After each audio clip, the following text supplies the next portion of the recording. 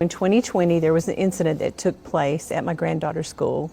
It was clear from the very beginning that Marcus's passing would shake the foundations of his family, his ministry, and the people who had followed his work.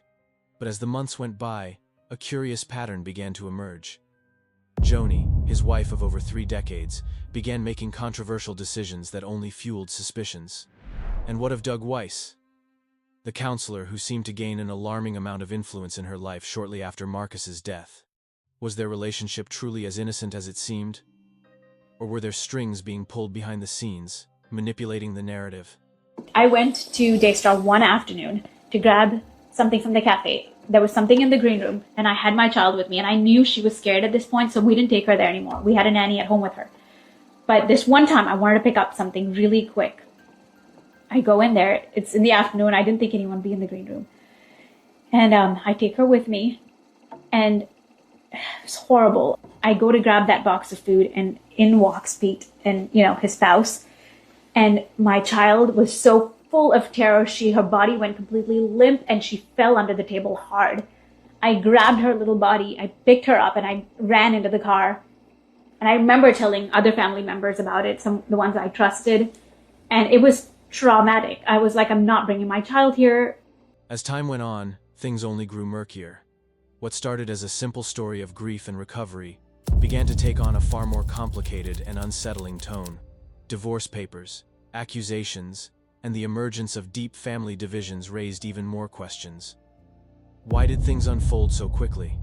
Why, just 2 months after Marcus's death, did Doug file for divorce from his wife of over 30 years? And why was Joni so eager to defend her relationship with Doug, even as many questioned its timing and authenticity? There's something deeply unsettling about how quickly the pieces started falling into place. Was this all truly a story of love? Or was there something more sinister lurking just beneath the surface? My last night with Marcus at the hospital, I was taking care of him, and at around 3 o'clock in the morning, she said to me, she just looked at me in this dark room. I'm there serving, and she looked at me and she said, "Look what you have done to this family." I remember texting my mom saying, "I can't do this anymore." I told God, "You feel the pain of my heart. Me and my child are ruining this family." And I said, "I know, my God, you're protective of me. You'll get me out of here." That was my last night. The next day, he dies. Did Joni Lamb have a hand in Marcus Lamb's untimely death? It's a chilling question, one that is echoed in the whispers of those closest to the Lamb family. What if the passing of Marcus, the charismatic leader of Daystar Television Network, was more than just a tragic accident? What if it set off a chain of events that now leaves us questioning the very foundation of trust, love, and integrity that once seemed so rock solid? We turn now to Texas, where controversial Christian television CEO Marcus Lamb has died after his battle with COVID-19. The conservative televangelist making headlines this past year after his network, Daystar, dedicated hours of broadcasts to anti-lockdown and anti-vaccination activists and groups. Marcus Lamb, a man known for his unwavering faith and leadership, died suddenly in November 2021. His death attributed to complications from COVID-19. Yet, even as the Christian community mourned, whispers began to circulate, suggesting that the timing of his death might not be as simple as it seemed. Could it be that the death of this prominent figure was the catalyst for something much darker, a series of events that no one could have predicted? Or were these rumors nothing more than the product of grief-stricken minds trying to make sense of an unfathomable loss? They did show me some stuff, text messages, emails, and some other paperwork that I said, okay, now I'm going to have to go back and talk to Jonathan and Susie, and I'm going to do that this morning to hear their side. But what I will not do, I'm not going to keep going back and forth. I saw what they showed me. I heard both sides of the story. I felt some things in the spirit when I was talking to Jonathan and Susie. I definitely felt some things, when I went to Daystar. And I'm going to post this interview today. I'm going to let everybody chop it up, dissect it, criticize, say, hey, I'm going to post the interview because that's the fair thing, the right thing. People can feel whatever they want to feel about it. And then I'm going to make a third and final video where I share, what they showed me, there's some stuff they showed me and it was like, I have to go talk to Jonathan and Susie. And then I'm going to get Jonathan and Susie's response to, the things that they showed me. And I already started talking to them about it. and I'm gonna make the final video, and I'm gonna wash my hands of it. As the days and weeks passed after Marcus Lamb's death, the actions of Joni Lamb and Doug Weiss became increasingly scrutinized. On the surface, Joni's decisions seemed like those of a widow seeking solace and healing. However, the rapid progression of her relationship with Doug Weiss quickly raised eyebrows. Doug, a counselor with a history of helping others through marriage recovery and addiction struggles, seemed to have formed a bond with Joni far too swiftly. By January 2022, just 2 months after Marcus's passing, Doug filed for divorce from his wife of over 30 years, and whispers began circulating about the nature of his relationship with Joni during that time. The timeline of events painted a picture that seemed almost too convenient. Doug and Joni's closeness was now undeniable, but the speed with which it progressed raised questions. How could a relationship, built on the trauma of losing a loved one, evolve so quickly? And why did Joni, who had just lost her husband, seem so eager to defend her relationship with Doug, despite the fact that their bond was still new and somewhat controversial? Jonathan's disappointment in not getting his way only deepened when I married Dr. Doug Weiss, who has been such a blessing to me, the rest of my family, and Daystar. I can tell you that as a mother, as a grandmother, this situation saddens me deeply, and it grieves my heart because I love my family. I love all my children. I love my grandchildren. I love the work we've done together for so many years. And I had hoped that we could have resolved the situation in private. But now, Jonathan has given me no choice except to speak out. Everyone knows that we have dedicated our lives to spreading the love of Jesus. And to see it attacked by my son Jonathan and his wife is truly heartbreaking. I want to assure you that all the allegations that are circulating against myself and my late husband are completely false. It was clear that, for some, this was not just a story of healing and recovery. It was a narrative laced with suspicion and intrigue. The accusations surrounding Doug and Joni's relationship were not just about timing. They were about trust. Were they truly operating from a place of faith, as they claimed? Or was there something else at play, something darker, more calculated? Adding to the complexity was the backlash Joni faced from those close to her, including her own family. Her children, Jonathan and Susie Lamb, publicly criticized her actions, adding fuel to the growing fire of controversy. They were not the only ones questioning Joni's decisions. The broader Christian community, who had once viewed her and Marcus as pillars of faith, now found themselves torn between admiration and disbelief. How could someone who had once been so publicly devoted to her husband, to her family, now move so quickly toward another man? The suspicion of a deeper conspiracy grew stronger as these connections and decisions unfolded. Was there more to Marcus's death than met the eye? Was it the tragic end of one chapter that was being used as the opening of another, more self-serving chapter? The marriage dynamics, the accusations of betrayal, and the sudden shifts in family allegiance painted a picture that was unsettling at best and scandalous at worst. Yes, that's true, but also I would add that since this is such a absolutely deeply traumatic thing that we've gone through, obviously us sitting here can never fully express what we've walked through in these past few years. I mean, I don't even want to get into the process of what that looked like, but it was excruciatingly painful. So yes, there is that freedom in not having to depend on a few people and keep begging for justice and having it minimized and turned down and, just hitting a wall, like a dead end. There's peace and satisfaction now.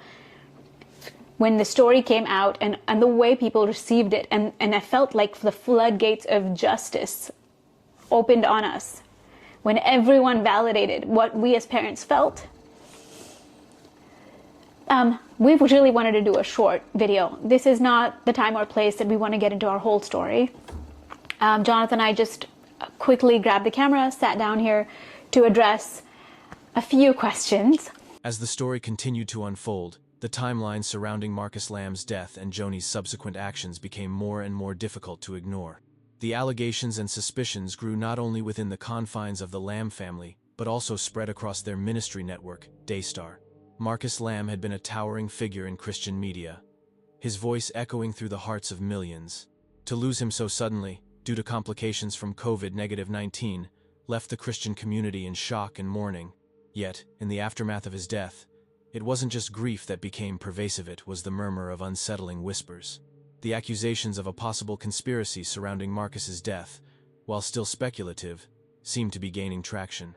Joni Lamb, a woman who had stood alongside her husband for decades, was now a widow navigating both her personal loss and the immense responsibility of leading Daystar without him. For months, she publicly expressed the overwhelming sadness of losing her partner. But behind closed doors, things appeared to be moving at an unnervingly fast pace. Doug Weiss, the counselor whose professional expertise focused on sexual addiction and marriage recovery, seemed to be growing closer to Joni. Their relationship at first seemed like a compassionate friendship rooted in shared grief. But as time passed, it became more apparent that their bond had transcended mere companionship. The timeline suggested something more. An emotionally intimate connection had begun before Marcus's body had even been laid to rest. We will be doing some podcasts with amazing people and get into the nitty-gritty and the deep things. We told a few journalists, our story, and then they have full control of what we've given them. We have no control. We told the truth. They do the investigation. That takes months. It takes a long time. So this is not something that just started now. This has been building. I'm proud of them for doing their due diligence. Yeah. And so I thought the reason I suggested we do this video is because I didn't realize how much it would blow up. Jonathan had kind of an idea. I genuinely didn't. And since we've been on TV so much and people have loved us so genuinely, I felt it was cruel to not answer a few questions that people who genuinely love us want these answers to. All right, so these are four of the most common questions that we've got over the last few days. One is, why didn't we go to the police? And why did it take so long to talk? 2, why did I not put my hands on this man? And 3, why did Susie scream for me to go up versus her just going up herself? And 4, why are we not going public? Yeah. What was more troubling was that this bond appeared to form in the shadow of Doug's own personal issues. Just as Joni was dealing with the loss of Marcus, Doug was in the process of ending his own marriage. The timing was nearly identical. Doug filed for divorce in January 2022, just 2 months after Marcus's death. Critics quickly pointed out how suspicious it was that he and Joni were already moving forward with plans to be together, while Doug was still in the midst of a painful divorce. How could their relationship be seen as pure and wholesome when the timeline suggested a much quicker and more complicated bond? The allegations surrounding the emotional intimacy between Joni and Doug were further complicated by leaked audio recordings that surfaced online. In these recordings, Joni vehemently denied any inappropriate communications with Doug prior to their marriage. She passionately defended her relationship with Doug, claiming that their connection was rooted in prayer, faith, and a mutual desire for healing. In her defense, she stated that the accusations were complete lies and denied that anything inappropriate took place before they were married. But the leaked audio did little to quiet the rumors. Instead, it only deepened the speculation. So let's unpack the first question, is why didn't we go to the police? Well, we did go to the police, actually twice. I think to answer the second question, why did you wait so long to talk? I would say let's go through the timeline, because I understand in an article, there's a bit of back and forth because it's so complex. So we'll just go in a streamline. We're going to do a super concise version because this is going to be a short video. It'll all keep coming out. We have a little bit of notes here for just the main highlights. So let's pick up from where it all began. I would start with in the summer of 2020. Actually, in early spring 2020, my sister noticed my daughter's behavior being strange, stiffening up when people came close. And I started to notice that too, but I didn't take it very seriously. I thought just part of growing.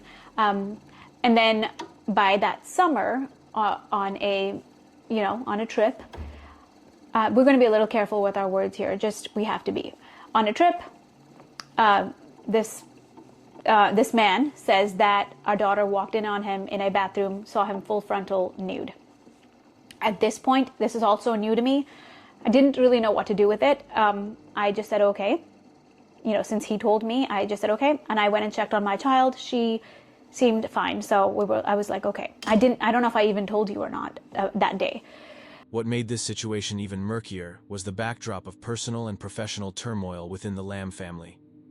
Jonathan and Susie Lamb, Marcus and Joni's son and daughter-in-law, were not only dealing with the grief of losing Marcus, but also had to contend with the disturbing allegations of abuse involving their young daughter. Reports suggested that a trusted figure within the Daystar ministry, referred to only as Pete, had acted with impunity, and attempts to address these allegations had been met with resistance. Instead of taking immediate action to protect the child, the Lamb family leadership seemed to suppress the truth, pushing instead for the appearance of innocence. Critics, including former police officers, labeled the polygraph tests that were paraded online as flimsy evidence, calling them unreliable and inconclusive. Despite these calls for an independent investigation, the Lambs refused to cooperate, which only fueled suspicions of a cover-up. Then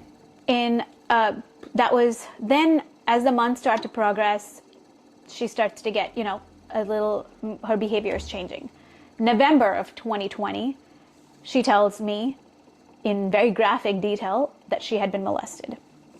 It was the shock of my life. I can't even explain the things that I felt. In that moment, I went to my confidant, the person I really, truly, with my whole heart trusted. That was another question. Why did you go there? It was about 5:30 in the evening. Jonathan hadn't come home from work, and I was ready to get in the car and go to the police. But this woman I really trusted said, no, we're going to talk to the teachers. When I talked to my child that day, when she told me... Well, this woman is my mom. You can just say the name. I know. It's still hard. It is still hard. It's easy to talk to a journalist as a one-on-one person, but going public, it genuinely hurts. These are people that we love. These are not people we're angry at or hate. Okay, sorry. I'm trying not to get emotional. Doug Weiss's role in this scandal was even more perplexing. A man of supposed professional integrity, specializing in counseling individuals facing personal struggles, seemed to have inserted himself into a situation where his expertise and perhaps his personal interests were deeply entangled with the Lamb family's own complex web of grief, family disputes, and controversial decisions. His sudden and rapid involvement with Joni, right after the loss of her husband, raised the question. Was Doug acting as a counselor seeking to heal a widow? Or was he using his position of influence for personal gain? Joni's defense of Doug only added fuel to the fire. She claimed that he had been nothing but a supportive figure, someone who had helped her through one of the darkest times in her life. She spoke passionately about Doug's devotion to his family and his ability to love her in a way that no one ever had before. She explained how Doug's previous marriage had been devoid of love and how, despite the hardships, he had always hoped for a miracle. Yet, many critics pointed out that the speed with which Doug and Joni moved from mourning to romance seemed out of step with the grief process. In a matter of months, their bond had evolved from mutual support to engagement. The question on many minds was, had they truly begun their relationship only after Marcus's death? Or had it been brewing long before? So, I asked my child. I have no practice with this. I don't know what leading questions are or not. I assumed it was the school. Her world was so small. Home, school, and we'd take her to Daystar. So I assumed it was a school. I asked her, is it at school? She was nervous and just nodding. I found out since, counselors have explained that behavior to me now, and it all adds up, it all makes sense. And I said, was it a girl or a boy? She said, a boy. And I said, how tall? Trying to gauge the age. And she said, taller than Daddy. That struck fear in my heart because that is a man. A 5-year-old doesn't, know to communicate that. Okay, picking up the pace. Once that happens, we go to the school and, this confidant, the one I trusted, after we talked to the teachers and they said, there's no mail here, it's almost like, okay, we've done our part, case closed. And I told Jonathan, I don't want to get talked out of this. I don't want to have a discussion with your family. Let's go to the police. We went to the police, filed our report. They did a quick little investigation since there was not much to go on. In the midst of this storm, the Lamb family's leadership at Daystar became even more fragmented. While Joni defended her choices, insisting that everything was done with divine guidance, others, including those close to the family, saw her actions as a betrayal of the legacy Marcus had left behind. The damage to the Lamb family, both personally and professionally, was becoming more evident as they struggled to maintain control over Daystar.